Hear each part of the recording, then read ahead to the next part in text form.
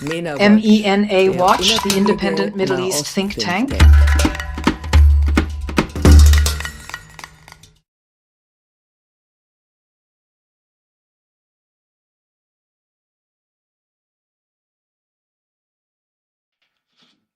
In the second part of our conversation with Professor Stephan Grigat, we will now delve into the historical classification of the so-called Middle East conflict and also explore the critical questions surrounding anti-Semitism in Germany, across Europe, and indeed throughout the entire world. Did the so-called Middle East conflict, which until now has really only involved the ongoing conflict between Israel and the Palestinians, truly begin only with Israel's founding? No, absolutely not. Nevertheless, you very frequently read and hear this exact assessment, especially in the German-language Middle East discourse, don't you? This very notion consistently resurfaces, not only within academic circles, articulated by some of my esteemed colleagues, but is also widely disseminated in journalistic narratives and everyday discussions. The prevalent notion is that prior to 1948, up until the establishment of Israel, Jews and Muslims, and more broadly Jews and Arabs, coexisted in a relatively peaceful manner within this region. Subsequently, with the foundation of Israel, the conflict either erupted dramatically or indeed originated at that very point. And ever since then, there's supposedly been this issue of anti-Semitism brewing in the Arab world, which completely and falsely implies that this very anti-Semitism within Arab and Islamic-influenced societies somehow manifested as an immediate, direct reaction solely to the establishment of the State of Israel. This is an extremely prevalent narrative, and in my estimation, it's fundamentally flawed and to some extent quite perilous. It casts such a profoundly distorted, indeed utterly false light on this so-called conflict in the Middle East that it truly necessitates a more comprehensive and foundational discussion. If that assumption were accurate, then this widespread anti-Semitism in the Arab and Islamic world shouldn't have been present before 1948. And from a historical standpoint, that is simply utter nonsense. In the Arab and Islamic-influenced world, there exists, for one, a discernible tradition of Islamic Jew hatred, which undeniably emanates from particular schools of thought and specific interpretations within the broader Islamic framework. While it was indeed less severe than the Christian hatred of Jews, the anti-Judaism prevalent in Europe, it certainly was still a very real and present issue. When I say it was less severe, what I mean is that for many centuries, Jews, both men and women, actually fled from Christian territories, seeking refuge in those under Islamic rule, not because they had it good there, but rather because things were less terrible for them. That's how it truly must be phrased. And the problem emerged in the 20th century when this conflict between the Zionist movement and the Arab national movement, which is indeed how it should actually be characterized, arose and subsequently gained considerable momentum. However, something else is also taking place. This Islamically influenced animosity toward Jews, which is largely predicated on their disdain within traditionally Islamic and Arab societies, is not the only factor at play. Rather, just as Christian anti-Judaism in Europe escalated into modern racist anti-Semitism, this traditional form of hatred also undergoes a similar radicalization. Islamic Jew hatred radicalizes into the anti-Semitism we know from modern political Islam. And this is a development that becomes relevant at roughly the same time. It becomes relevant as fascism and National Socialism rise to prominence in Europe. I briefly mentioned it earlier. The founding of the Muslim Brotherhood in 1928, exactly 2 decades before the establishment of the State of Israel, marks a pivotal and central date in this timeline. Because the Muslim Brotherhood, led by Hassan al-Banna at that time, was openly anti-Semitic right from its inception without any question. So, not merely anti-Zionist or anti-Israel, as Israel didn't even exist then, but rather overtly anti-Semitic. And the Muslim Brotherhood, my colleague Matthias Künzel, among others, has articulated this with remarkable precision. In my opinion, their anti-Semitism is characterized by its unique synthesis of 2 traditions: the historically rooted Islamic animosity toward Jews, which was largely based on disdain, and the modern conspiratorial, myth-driven anti-Semitism that was more commonly observed in Europe. This is all thrown together, so to speak, which leads to an extremely contradictory worldview, but for anti-Semitism, that's really not a problem. Anti-Semitism always paints a completely contradictory picture of reality, but these contradictions are then ultimately resolved or attempted to be resolved through violence and the persecution of Jews. Within the British Mandate of Palestine, where the real conflict then ignited between the Zionist and Arab movements, we can already observe a significant figure such as Amin al-Husseini, the Grand Mufti of Jerusalem, emerging as early as the 1920s. And it is crucial for understanding why it is incorrect to assert that anti-Semitism in this conflict solely originated with the establishment of Israel. No, this anti-Semitism played a decisive role even 20 years earlier. When discussing the Mufti, it's crucial not to paint a homogeneous picture of Arab society, especially since at that time he was not a particularly important political figure on the Arab-Palestinian side initially. So, in the early 1920s, even as some of the Mufti's followers engaged in pogrom-like violence against Jews residing in Mandate Palestine, the majority of the Arab-Palestinian populace actually stood in opposition to the Mufti's agenda. They didn't want such radical positions. That's a crucial point, especially for the current discussions surrounding Arab-Israeli rapprochement. It's always crucially important to highlight this. During the 1920s, there were indeed segments within Arab society that responded with a relatively cooperative stance towards Zionism, a fact often overlooked. And there was also concrete cooperation, meaning it wasn't just Amin al-Husseini's extended family, the Husseinis. For instance, there were also the Nashashibis, and from that family emerged much more moderate voices, more moderate forces, who, in certain instances, even advocated for cooperation with the Zionists, stating, yes, why not? These are well-educated individuals who are coming here. Let's see. Perhaps we can collectively establish something. Then, without going into excessive detail, 36 to 39. From 1936 to 1939, the Great Arab Revolt occurred. Before that, there were even worse pogroms. In Hebron in 1929, the Mufti's followers killed anti-Zionist Jews, you see. That immediately indicates that it's not solely about Zionism, it's genuinely targeting Jews. Even then, the Mufti was just one Palestinian Arab politician among others, and there remained significant alternative powers. During the Great Arab Revolt from 1936 to 1939, the Mufti became utterly dominant on the Arab-Palestinian side, which then had fatal repercussions for the subsequent history of the conflict. If that hadn't happened, some form of cooperation would almost certainly have been found. The UN partition plan of 47 would probably have been accepted, and for 80 years there would have been an Israeli state and a Palestinian state right next to it, and then we would have seen how. While it wouldn't have been all peace and harmony, it surely would have been far less bloody than it was.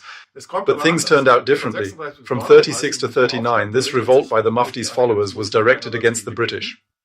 That could have been common ground with the Zionists, it could even have been a basis for cooperation.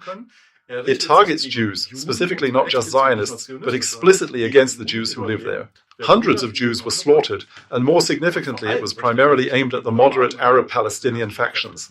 In this uprising, more moderate Arabs were brutally murdered by the Mufti's followers than the Jews were by them. This means that through murder and bloodshed, the Mufti Amin al-Husseini positioned himself at the very forefront of the Arab nationalist movement. This also showed institutionally there was the High Arab Committee back then. That was essentially the institutional representation of the Arab population. The Mufti became the head of this High Arab Committee. Therefore, he was not, as some, shall we say, less than thoroughly informed colleagues still assert to this very day, a mere marginal figure in the grand tapestry of Palestinian history.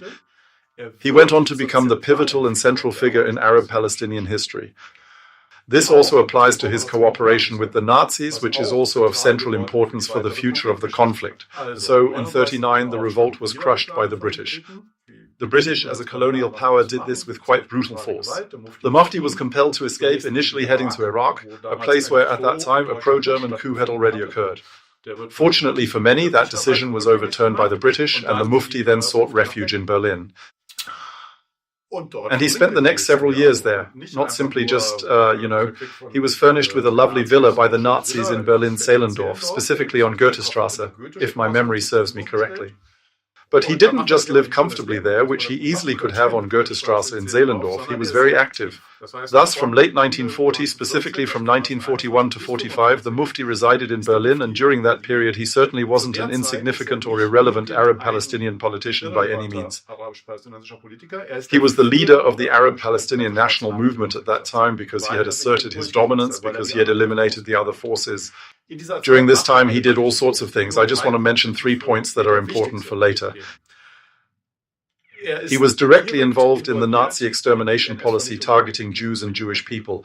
He meets, There's a famous photograph of him with Hitler, but there are countless other less familiar pictures where he's with high-ranking officials of the Nazi state, including those directing the Nazi extermination policy against European Jews. He inspected concentration camps. He essentially declared the Nazi actions against the Jews to be exemplary, stating, "That's precisely what we need." Furthermore, he frequently and directly intervened in political matters, including their extermination policies. Thus, we are aware of several truly documented and verified instances where he, regrettably, successfully campaigned against the emigration of Jewish children's transports to Palestine. He actively worked to prevent these children from finding refuge there. You see, the Nazis sometimes operated with this logic. We'll conquer the entire world later, so we can also eliminate the Jews in Palestine at a later time. Sometimes, for substantial payments, they agreed to allow Jewish children primarily to emigrate to Palestine and occasionally to England. In one instance, Amin al-Husseini became aware of this and promptly intervened with his cronies, specifically the state leadership and high-ranking Nazi officials, emphatically declaring, "This absolutely cannot be allowed to happen. We already have enough of these Jews in Palestine. We don't want them. They must be, what's the alternative, to be deported." And that's what happened. This case involves a Jewish child transport of over 1,000 children. It was not sent to Palestine. Instead, it was tragically rerouted to Auschwitz-Birkenau. And without exception, all of these children were murdered in Auschwitz-Birkenau, at the instigation of the Mufti, the leader of the Arab-Palestinian national movement at the time. It is crucial to repeatedly state this with utmost clarity. Secondly, Amin al-Husseini played a part in the establishment of Muslim SS divisions. In Bosnia, the SS division Handschar, for example. People also forget that today, the SS was not a purely German affair. You'd probably say today it was a multicultural force, right? So, in all territories cooperating with or occupied by Germany, SS divisions were generally formed, including Muslim SS divisions. And thirdly, and this is probably the most significant point for the post-45 period, the Mufti was involved, actively participating in the Nazi propaganda efforts for the Middle East region. I mean, the Nazis didn't just want to conquer the world, they also wanted to convince the whole world of their ideology, which is fundamentally an ideology of exterminationist anti-Semitism.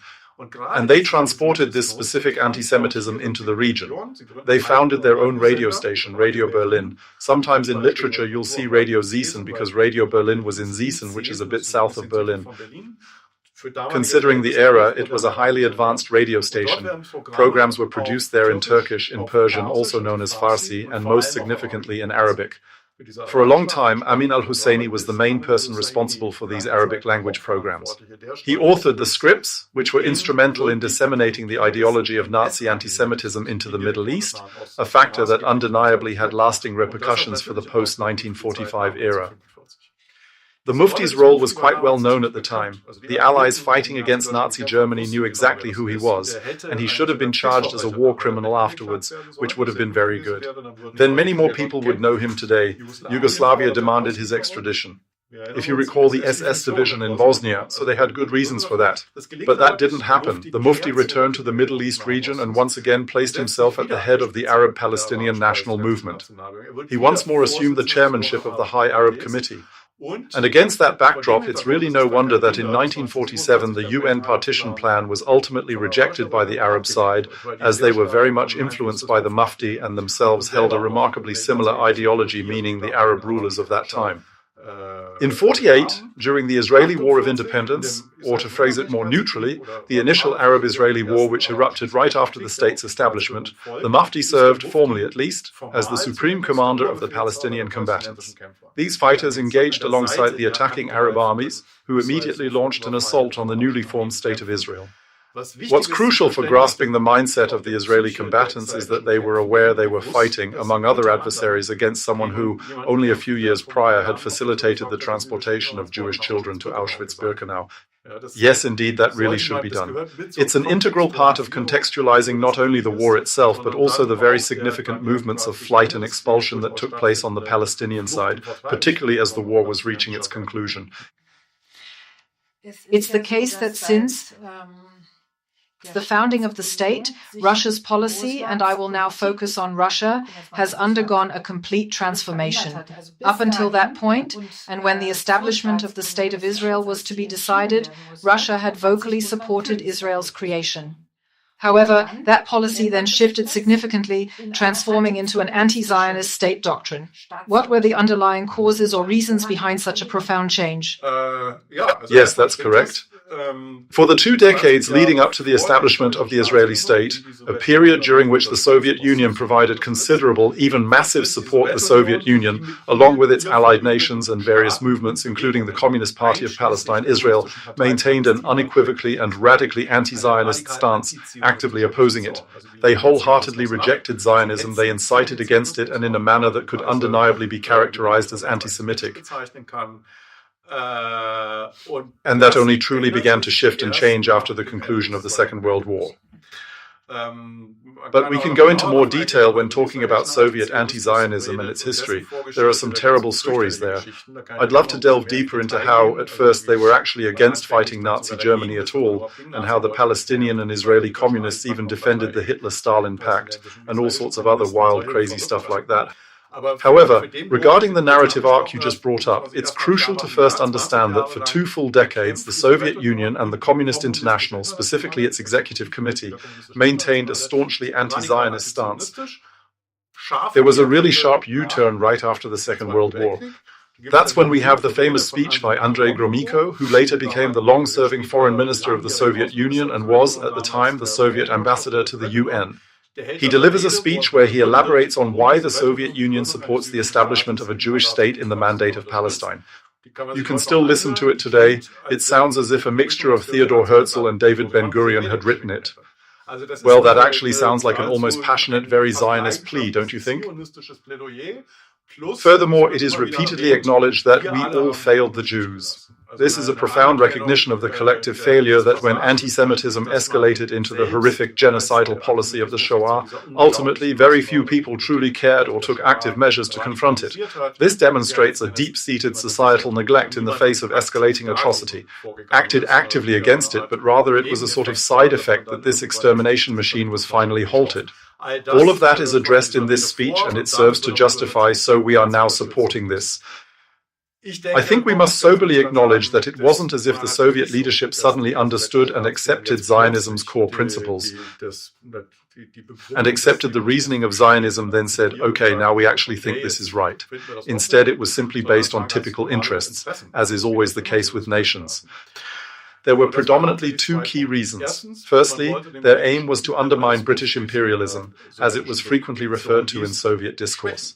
And it was understood that if a Jewish state was established there, it would signify a weakening of the British colonial power in that region, which after all held the mandate. So that was considered a favorable outcome. The second point is the political balance of power on the Israeli side and on the Arab side. The Arab states that were against it at that time were not yet the pseudo-socialist republican states like those under Gamal Abdel Nasser's pan-Arabism. Instead, they were mostly monarchies. Take King Farouk in Egypt, for example, a monarchy that Soviet rhetoric would have branded as reactionary and backward. They weren't interested in collaborating with them. On the other hand, the Zionist movement of that era was distinctly left-leaning, not aligned with Soviet communism. However, both before the state's establishment and for the initial 3 decades following its creation, the prevailing powers were social democratic and left socialist movements, weren't they? So, the government we see in Israel today, those parties existed as the opposition back then, but they literally had absolutely no say in anything. And it stayed that way for almost 30 years. So the Soviet Union assumed that if a Jewish state was established there, it wouldn't merely serve to diminish British influence, but would also emerge as a state that would steadfastly refuse to align itself with Western imperialism. Instead, the thinking was it would become something akin to an anti-fascist democratic buffer state, as the Soviets would term it. So, similar to what the Soviet Union originally intended for Poland, East Germany, Czechoslovakia, and so on before bringing them into line, that was also the idea here. They don't have to become Soviet republics, but just left-leaning anti-fascist democratic states. So they hoped it would be like that in Israel. That's why they backed the state's founding. Thankfully, and what's more, they supported it even more than the United States did. That's something we need to understand. In 1948, both the US and the Soviet Union, victorious in World War II, backed the partition and the state's founding. The US then said, after the state's founding led to a war of aggression by the Arab states, you must defend yourselves. So there were no significant arms shipments from the US at all. But there were indeed arms shipments, life-saving arms shipments from Czechoslovakia with the support of the Soviet Union. That was war decisive in 1948. Without those provisions, they probably couldn't have defended the state back then. So just a few years later, a major shift occurred. And that had to do, among other things, with the specific point I just touched upon. Significant changes were definitely occurring on the Arab side. All of a sudden it wasn't, or rather not suddenly, but as a result of a prolonged development, it was no longer King Farouk reigning in Egypt, but initially Naguib, a figure completely forgotten by history today. And then Gamal Abdel Nasser very quickly ascended to power. And that was not, in the Soviet lexicon, a regressive monarchy, but rather a progressive people's democracy. And then Pan-Arabism emerged, which was comparatively secular in its orientation. And so, common ground was found. This marked the backdrop for the profound shift in Soviet foreign policy, starting in the early 1950s, which became fundamentally anti-Israeli and pro-Arab, influenced by the ongoing developments within these Arab nations. And it stayed that way until the collapse of the Soviet Union. Thus, for the subsequent decades, it was the Soviet Union and its satellite states, including East Germany, the GDR, that actively supported Israel's adversaries not solely on political and ideological fronts, but also through tangible, material, and military means. Thus, especially when discussing left-wing anti-Semitism and anti-Israel sentiment, I continually underscore this point. So it's important to talk about the new left and the 68ers here in Germany, and they were a big problem. Involvement came from parts of the so-called armed groups, meaning the terrorist groups RAF, 2nd of June Movement, June 2nd Movement, Revolutionary Cells. They closely collaborated with Palestinian terrorists. All of that plays an important role. A much more important role when it really comes to Israel's existence is the military buildup of Syria and Egypt by the Soviet Union. That was already the case in 1967, but it becomes clearest in 1973 during the Yom Kippur War, the war of aggression by the Arab states against Israel, which was extremely threatening for Israel, where at times it looked as if Israel would lose this war. This war would simply not have been possible if the Soviet Union and the GDR hadn't rearmed Syria and Egypt after '67, equipping them to the extent that they were actually capable of launching such a war of aggression. In 1973, there were even Soviet fighter pilots directly involved in attacks. There are legendary accounts of how the Israeli pilots suddenly said, "They're speaking Russian," and it was clear they were MiG jets, but then they realized some were flown by Russian pilots. There were even German soldiers already stationed in Syria, NVA soldiers from the East German army.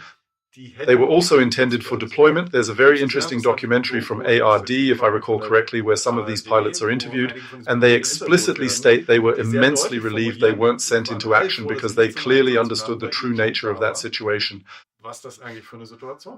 Yes, that they, as German soldiers, regardless of whether they were from East or West Germany, were supposed to wage war against the Jewish state mere decades after Auschwitz.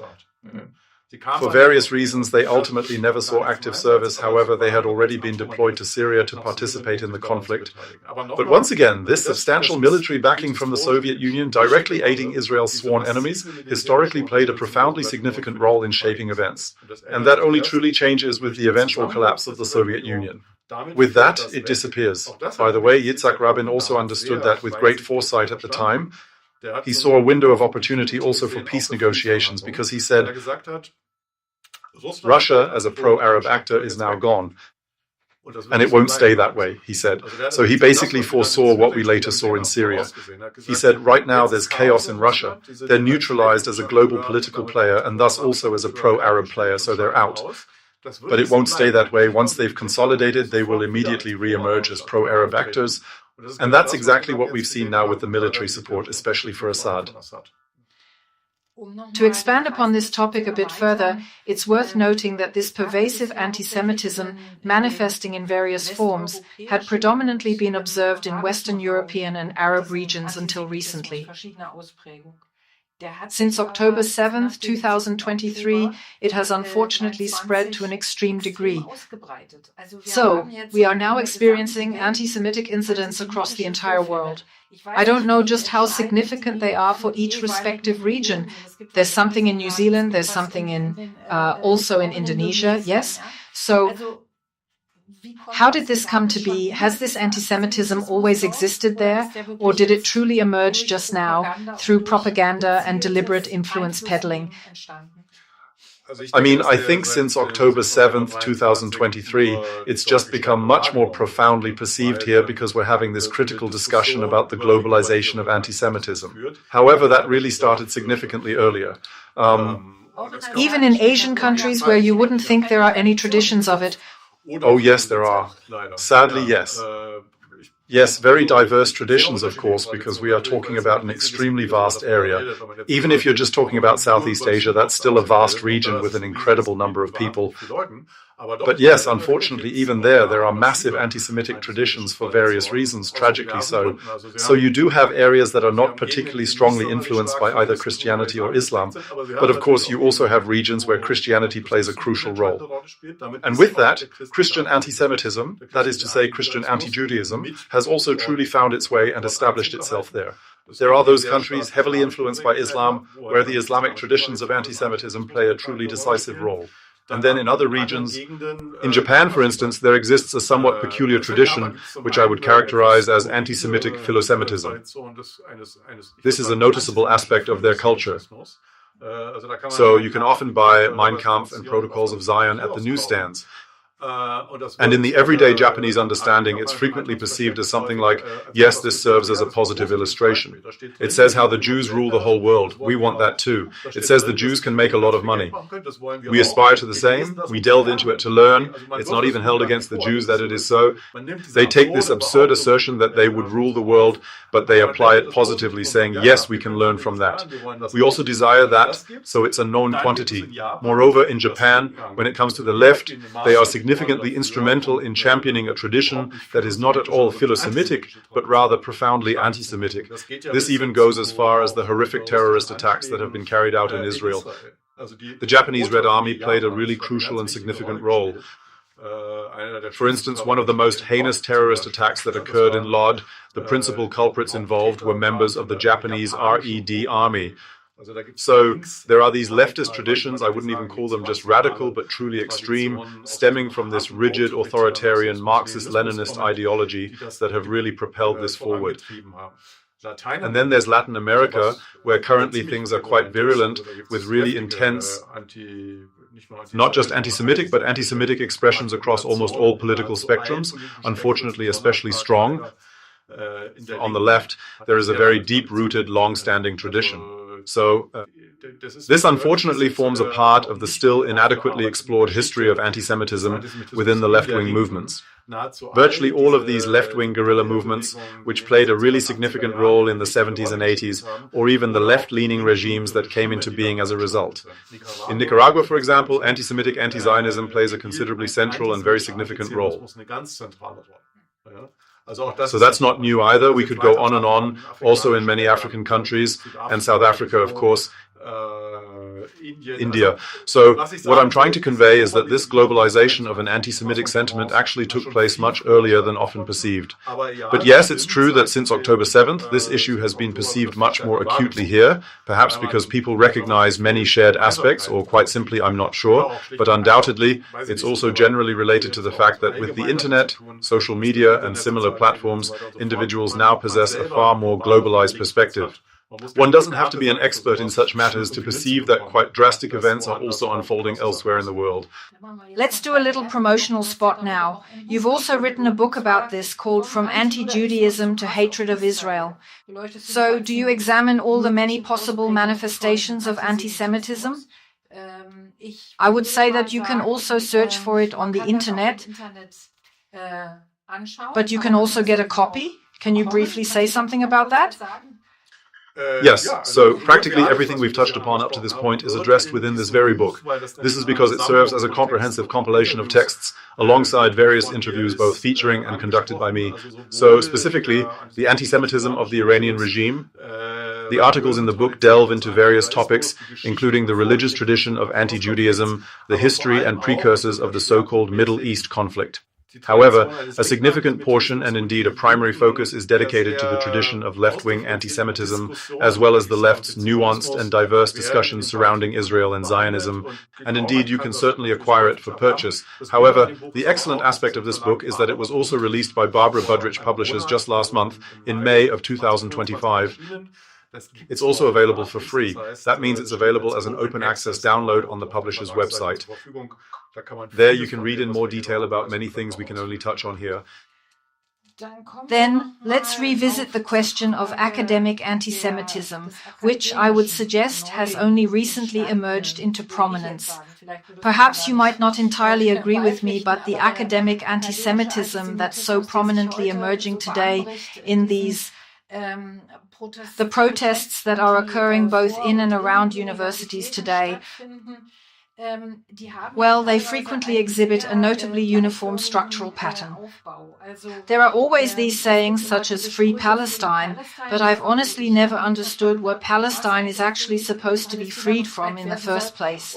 And then the slogan From the River to the Sea was chanted, and what really stood out at Columbia University in America were the strikingly identical tents that had been erected.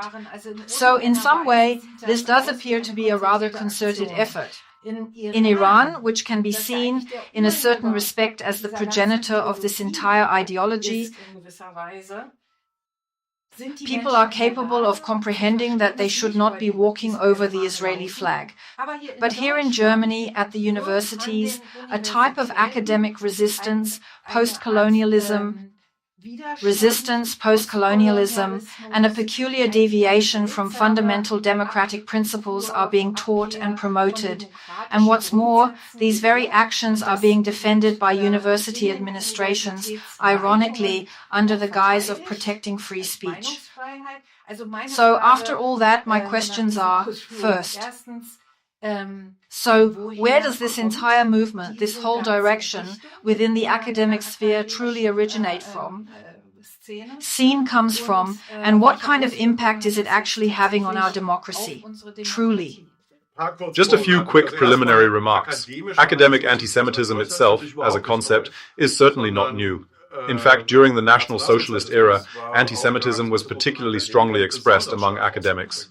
The whole tradition of student fraternities, especially the dueling German nationalist ethnic fraternities, is actually a core part of the modern anti-Semitic movement. Well, this is quite different now. These are individuals who perceive themselves as left-leaning, progressive, forward-thinking, and so much more, and who would unequivocally never aspire to be Nazis. However, just concerning that, as the term academic anti-Semitism is currently a much debated topic, there's absolutely nothing new about it. We simply have to acknowledge that fact. On the contrary, for many years, they were actually the pioneers who championed these very ideas, wouldn't you say? So the proportion of lawyers and doctors and such, especially within the NSDAP, was exorbitant. It was a very strongly pronounced phenomenon. But of course, this is a different situation now, because the theoretical references and backgrounds are quite different. A second preliminary remark is that, thankfully, not all university administrations simply disregard this, considering it freedom of speech. There are indeed very different positions not only between countries, but also within Germany itself. There have indeed been numerous cases, particularly right here in Berlin, where a scandalous hesitation from the university leadership was evident in taking decisive action against this. And here we're talking about extremely serious property damage, physical assault, threats, and a host of other things. There are other examples. At my university, the chancellor hung an Israeli flag from the window after October 7th. So he sent a very clear signal with that action and subsequently acted accordingly within the university's framework. And naturally, there are similar instances at other universities as well. But getting to the real question, what's new or relatively new, not new, since October 7th? However, what is new or relatively new, not just since October 7th, but looking at it across several decades, is the overwhelming triumph of certain theories that self-identify as left-leaning within the academic discourse. This shift marks a significant development in the intellectual landscape. It has always been the case on the left that you have different variations. There were people, even in earlier times, who adhered to certain theories, particularly those authoritarian Marxist-Leninist groups, factions, parties, and organizations that consistently argued in an anti-Semitic manner, mirroring the Soviet anti-Zionism of their time. I would argue that this was predominantly the case for the anti-Israel, anti-Semitic segment of the left, extending right into the 90s. Then the Eastern Bloc collapsed, and even now you still have these remnants of Marxism-Leninism who parade once a year at the Luxembourg-Liebknecht demonstration. But historically speaking, that's really not as relevant anymore. Yet throughout history, there have always been individuals who identify as left-wing and have actively challenged such perspectives. And I think that's also important to see. So it's not about somehow saying the left is anti-Semitic or something, but that this has always been a point of contention within the left. One could indeed discuss the proportions of the majority, but there has always been a tradition, which I myself am part of individuals who drew more upon critical theory, citing authors such as Adorno, Horkheimer, Marcuse and others, and naturally also Marx, but interpreting him in the proper sense rather than in the manner of the Marxist-Leninists. People like Jean Emery, who also originated from the left and was an early critic of left-wing anti-Semitism, approached this issue from a leftist perspective, employing leftist theory to critique this very left-wing anti-Semitism. And I'd say that's still very much the case today. What's new is that hardly anyone truly refers to Marxism-Leninism anymore to legitimize their animosity towards Israel. However, there is also a certain notable revival of truly authoritarian Marxist-Leninist groups emerging at universities these days. However, the more decisive influences are post-structuralist and postmodern theories, along with certain manifestations of post-colonialism. These theories provide the intellectual underpinnings for the current so-called protest movements, particularly the supposedly pro-Palestinian ones, which, when viewed objectively, are unequivocally pro-Hamas rallies. And in this regard, there are indeed significant national differentiations to be considered. So you've now mentioned a number of slogans that are actually quite prevalent across the globe. Ultimately, these always lead to the destruction and annihilation of Israel. This, from the river to the sea, of course, means exactly that. And yes, this Free Palestine, sure, if it were intended to be truly leftist and emancipatory, it would have to be phrased as Free Palestine from Hamas or Free Gaza from Hamas, but naturally such individuals never articulate it in that manner. In Germany, there's a unique characteristic regarding German history and the ongoing discussion. Slogans have suddenly emerged that are relatively new and unprecedented. Free Palestine from German guilt, for example, right? Or, and this is truly chilling, it sends shivers down my spine when I hear something like, Palestine will set us free, you know? Palestine will set us free. So if a leftist doesn't realize the historical tradition that such phrases belong to, then frankly, one truly reaches the absolute limits of criticism and any attempts at clarification. One is simply left in utter astonishment, trying to analytically grasp and categorize this phenomenon it represents a form of. It's criticism of the guilt culture typical of the AfD, yet framed in leftist terms. Ultimately, it's about this. In another book that I co-authored and edited with various colleagues, we directly address and refer to what we've termed the Historian's Dispute 2.0. This ties into recent historical political debates concerning the Nazi past.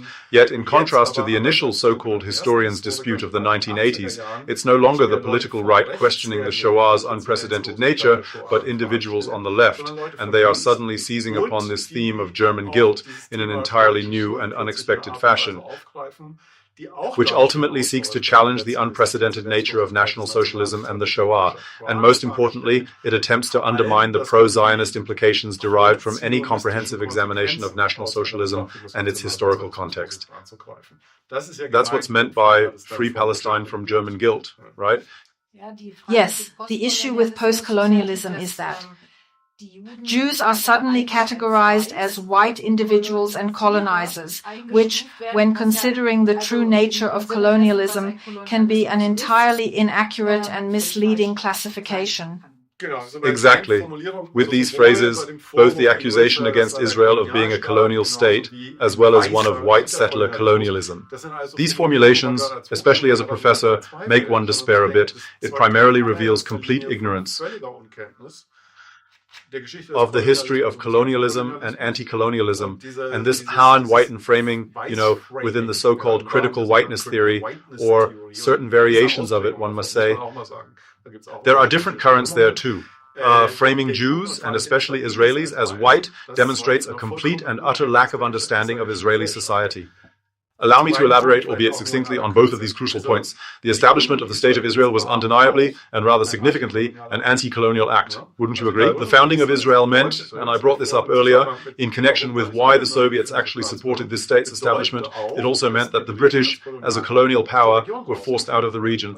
So in that sense, and also in certain self-perceptions of Zionism, both on the left and the very far right, yes, from the so-called Stern Gang, it was an anti-colonialist act. We're kicking the Brits out. This was also precisely how the anti-colonial forces of that era saw it. During the 50s and 60s, even when Golda Meir was serving as the foreign minister, there were incredibly close ties established between the newly founded post-colonial state of Israel and the recently decolonized nations across Africa, such as Ghana, for instance. Wouldn't you agree? And that made sense because they saw what the Israelis, what the Jews in Israel had achieved as a model. As I said, they also wished to expel the British. Furthermore, they desired a new, modern and democratic society advocating for equal rights for men and women, which was certainly not something to be taken for granted in those times, and to apply new agricultural methods and so on. That's precisely why I want it from Israeli agricultural advisors within these newly decolonized nations. This alliance truly only starts to fracture in 1967. That's when it sustains a significant, noticeable blow. And especially in 1973, this wasn't really because of the true nature of anti-colonialism, but rather due to significant pressure from the Arab states. They essentially blackmailed the African states by declaring, "We possess the oil and natural gas. If you don't break off your relations with Israel now, who is our mortal enemy, then you won't get it anymore." There are truly moving accounts of how some of these African heads of state would call Israel, expressing regret and stating they wished not to, but regretfully would be announcing the termination of their diplomatic ties with Israel the following day. If you find oil and gas in Israel, then get back to us, right? So from that perspective, the situation is better today because Israel now has some of these resources itself. But again, this accusation that it's somehow an outpost of Western colonialism and so on is simply historical nonsense. That's precisely how it should be formulated. And I haven't even begun to discuss how Israel is, in the end, a nation of refugees, and when considered historically, a state born from liberated slaves, you understand. That is, if you look a little further back in history, none of that seems to matter. The Arab population is also large, and they're definitely not white, as they come from Arab countries as Jews. That was the second point I wanted to raise. So this framing of Israel as Schwitten demonstrates, as I stated before, a profound ignorance of Israeli society. At times, more than 70% of the Israeli population were Jews originating from Arab countries, spanning from Morocco and Algeria all the way to Iraq, Yemen, and various other nations in between. And today, it's still over 50% who either originate directly from there or are their descendants. So it's truly absurd to speak of some kind of white settler society. And 2 million Arabs who are also in Israel. Right, non-Jewish Arabs. And are not Jewish. I'd really like to take another break at this point, if that's all right, before we continue, and express my gratitude for this particular segment. In the upcoming section, we shall delve into the left and your intricate connection to it. My bond. With this group. Thank you for now.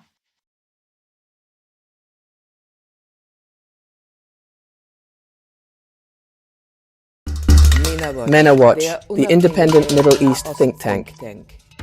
Also, be sure to visit our website. There you'll discover new daily reports and in-depth, scientifically grounded background analyses focusing on the MENA region's history and current events.